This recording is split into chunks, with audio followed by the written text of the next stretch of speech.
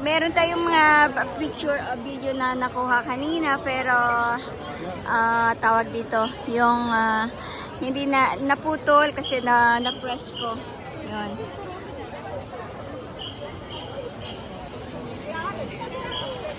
Meron din po ditong fountain.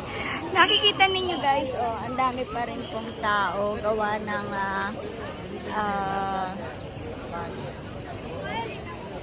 marami pa rin pong bakit pinipituhan nila? Parang bawal umupo sa mismong stairs. So ayan guys, yung tinatawag nila dito na isang attraction dito sa Roma, ang Plaza di Spagna. Nakikita po ninyo, ang dami pa rin pong tao. Kasi yun nga po, choice nila na lumabas ng gabi kasi hindi na po mainit. Ayun. So, ayan po yung mga branded na Prada, Dior, Gucci. So, yun guys.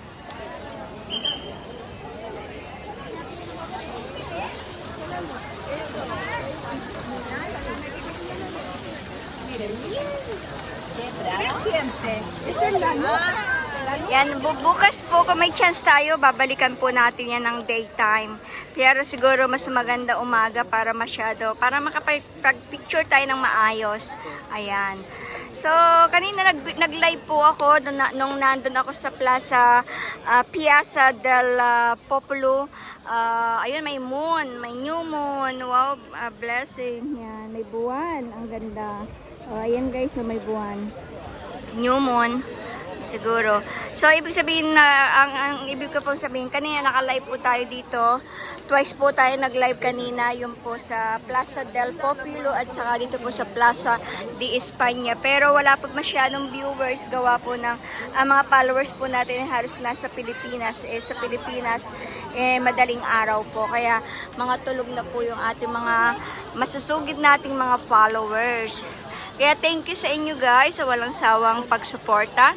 At sana huwag kayong magsasawang manood ng aking mga binabahaging video dahil hanggang ngayon po ay naglalayas pa po si Aling Gemma dito sa Rome. Last weekend din po, di ba natatandaan niyo narito rin po tayo sa Rome.